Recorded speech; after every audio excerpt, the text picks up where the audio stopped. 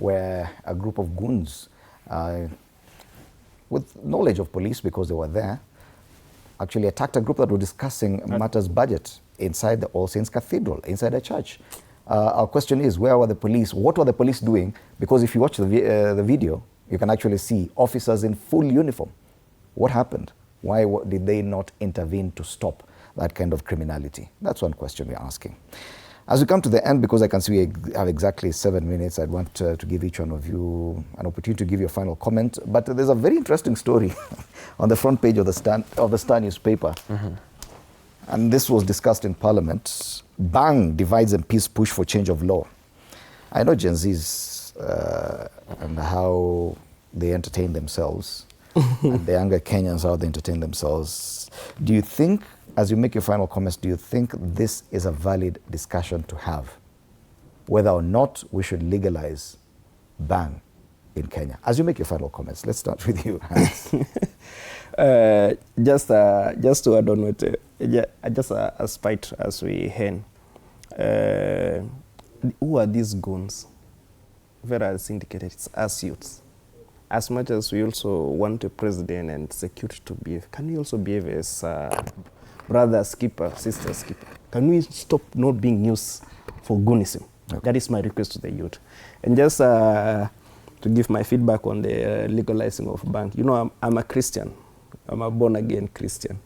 And but then when you study about the story about bang, you realize I've heard the senator for Narok, Ole Kina, Ole Dama, sometimes back discuss it in the Senate, that we should legalize it. We call it cannabis. Cannabis, yeah. And because in other countries it is, the same drug is even used to treat cancer patients because it's used to reduce the pain and so on. I do not know much about it. But if it's danger to our youth, you know, at times we politicize everything in Kenya. We need experts to tell us if is there how it's beneficial to the country other than endangering the lives of the youth. And maybe you should invite the presidential aspirant, Wajakoya. Tell us more about this. All right, thank you. Nick? Well, I think MPs are arguing from the point of medicinal. Yes. And being in that kind of industry, not as a user of bang, but coming from an experimental kind of view, the argument is because, as Hans will say, because the cannabis element is being used for the inflation of pain, and most hospitals will recommend it to be used so. However, it's a very controversial issue because of the generation that is there today. And we have seen a lot of side effects of people going to Madare due to the use of cannabis sativa. And for now, let me say we are not ready as a country for such kind of discussion.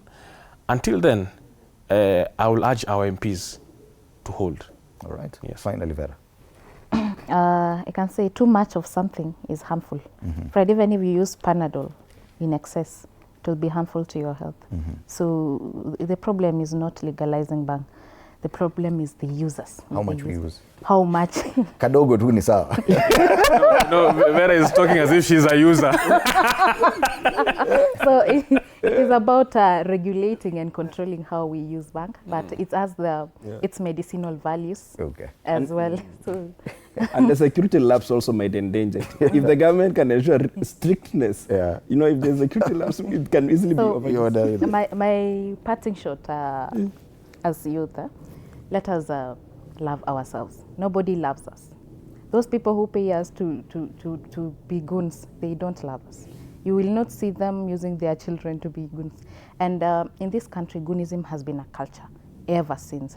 And it is used in all the political divides, be it in opposition, be it in government.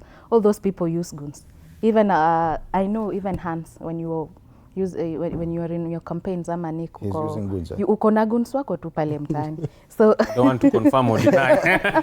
so I think You it's could a be the ones time where perpetrating goonism, yeah. youth should be innovative. All We are the people who should drive change and bring ideologies that will really transform this country. Let us advocate for those policies. Let us be innovative. Let us venture in agriculture and value addition. There are so many opportunities out there other than being manipulated by these people. All right. Yes. Thank you so much, Nick Mwangi, Vera Chipkorir, and Hans Ropp, our political analysts this morning, as we take a look at the youth perspective. Big discussions about what has been big this entire week. But before I let you go, because this is a special episode, and we're dedicating this to the fathers in our lives. It is Father's Day on Sunday, and we're anticipating that. I'd like to give each one of you 30 seconds for your Father's Day message to whoever you consider a father figure, even yourself or the person you call dad, or someone who offered themselves as a father to you. Nick? Well, one of the things that, let me say, Fred, we men, we are really not celebrated in today's society, and we take in a lot as men, not in a bad way, but it's by design. But one thing that I would want to appreciate first is myself as a man and as a father, and because raising children or coming up with children and taking responsibility is not an easy job. Secondly, one is to appreciate my own father, who raised me up to the man I am today, to the bold man I am today. He took me to school without complaining, right from, we used to call them nursery, right? Hands, right? Yeah, to millennials. Yes, to campus. The man put up a lot of effort and struggle. And then finally, you know, my good friend Anne was complaining I was lost, and then she shouted, you know, after you got married, of course, my father-in-law is a good man. All right. He's a good man. Thank you. Yeah, happy Father's Day to great men out there. We are rarely celebrated, and it's a good time that I feel this time round there's some acknowledgement.